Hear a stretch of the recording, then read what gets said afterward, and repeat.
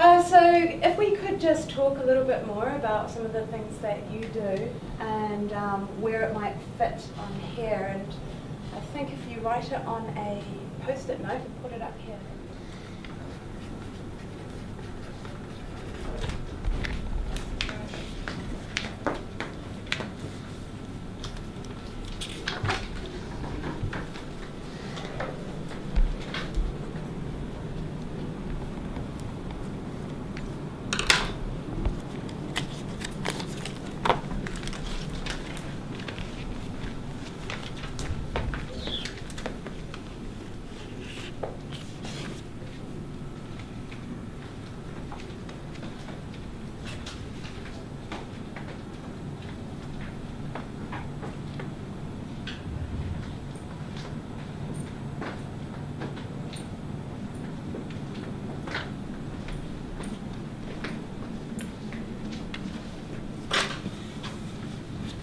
Feel free to add more than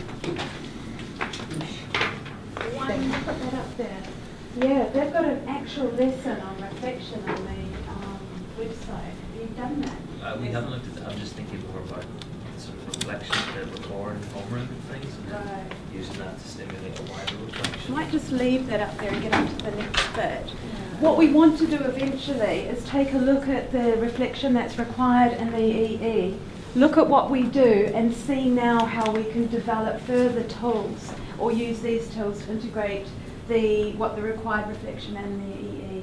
So if we could move to these tables, you've all got an example of a form here and the assessment criteria here. And if you could look at identifying where the student meets the assessment criteria, while thinking, how could they make this better? What's missing from here?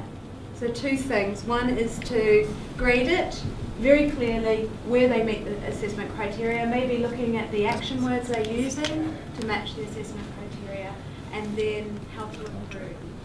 Yeah, because it's no intellectualized yet. Which of these brackets are the best descriptors? I've seen it sort of here. Yeah. It's just like a bit repetitive. And it doesn't go very far. I haven't read that in this one yet.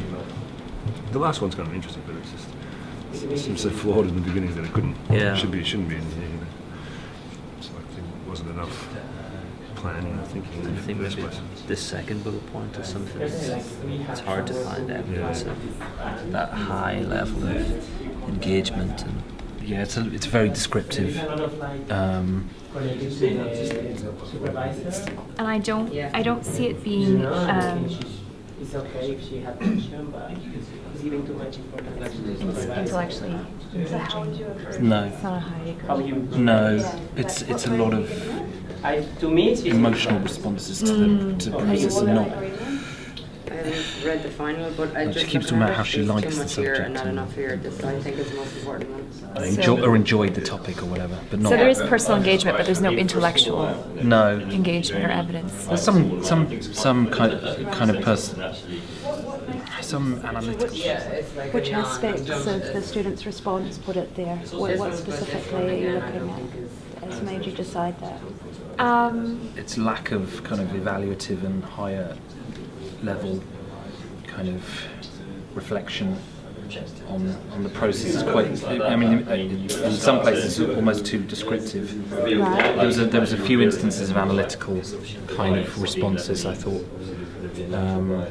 So which action words do you think are making it analytical? She kind of the student refers to connecting dots, like I read that as their research has allowed them to make links between disparate topic areas. I don't know, it's not very sophisticated language, so you're kind of having to infer some of that analytical. You know what, looking at this now though, if we look at the conceptual understanding, what is the concept here? interested to know, because difficult to see the personal engagement. The student talks a lot about enjoying the topic, etc., but that's not very. But we wondered whether we could take the supervisor's kind of support that there is interest into account, or are we just should we only be assessing the students' reflections only? I believe that they should be reinforcing the students' reflections. Do they Analytical, True, so it's personal. a level of like an analysis. Yeah, that was a misconception. So what type of statements or information would you expect to see to hit those top levels? That engagement is excellent. What does that look like? I think probably detailing, it's difficult because it's 500 words total, and I think that's part of the issue is I don't think they give students enough space to reach this, but I would want some detail about the process of research and that metacognitive level. More evaluative statements on the resources they had rather than just the volume of. Okay, thank you very much. Can you remember everything that was said? There's been some really valuable discussion going on here, and I'd like you all to hear what was going on in the individual groups. So if we could feedback as a group, it would be very helpful. The level of being good, there needs to be some conceptual understanding. The other thing we noticed is that a lot of the description was, well, it was just that, it was description. It wasn't talking about the process at all, a metacognitive level of engagement. It was strictly, I like this topic, I had some challenges, acupuncture. We'll say in the grade 5-6 descriptor where it says they took intellectual initiative. Yeah, the initiative was missing. We didn't think they had that because they were being guided so strongly by the supervisor.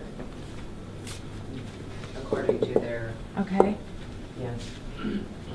This seems to be quite a gradual process, thinking process.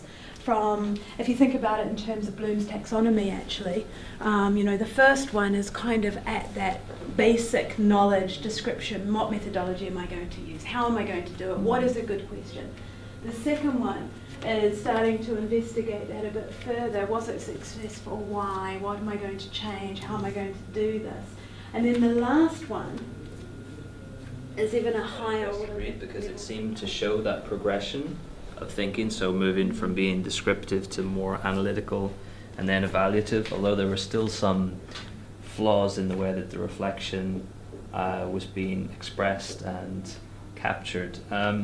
At times it seemed like they were a little bit lost in the fine detail of the topic, and maybe not taking sort of a step back and looking in more depth sort of the bigger kind of conceptual issues and procedural issues that kind of came through and how they responded to it. But there was a definite progression in thinking and approach and development of ideas throughout the process until the final reflection, which showed more of those skills than the ones previous. And how we could move these students from what we think 3 or 4 into that 5 out of 6. What was missing? And I think we've highlighted that there. So how do we get from here, using these tools, or maybe creating some more, to actually turn this into a useful formative assessment for our students, or a teaching tool for our students? So that was the next step. Now that we know, or that we think as teachers, that it's at that standard. And But we don't really need to know what their project was about at all in their reflections. Like, I could read a really good 6-mark reflection and not know even what subject it was done in, potentially, if they're just talking about the processes. Well, they might consider, because it says their capacity to consider actions and ideas in response to challenges. So they may refer back to some of their content, but it should be thinking about thinking, metacognition. I think that distinction that Kelly was making is really important between, it's not content, it is process, and I don't think the students necessarily know that. Or we need to make that explicit for them. Yeah. And I think the other thing too is, I like how you said the 3 layers: descriptive, analytical, evaluative. I don't think they know that either. is looking at these, but you do see a progression in the Mhm. sample that I had, but I think that's important to make explicit for our students as well. And I think that's important to see because that's academic maturity and development through the process. So it seems like a natural progression. I think it's definitely work in progress for us all with the new criteria.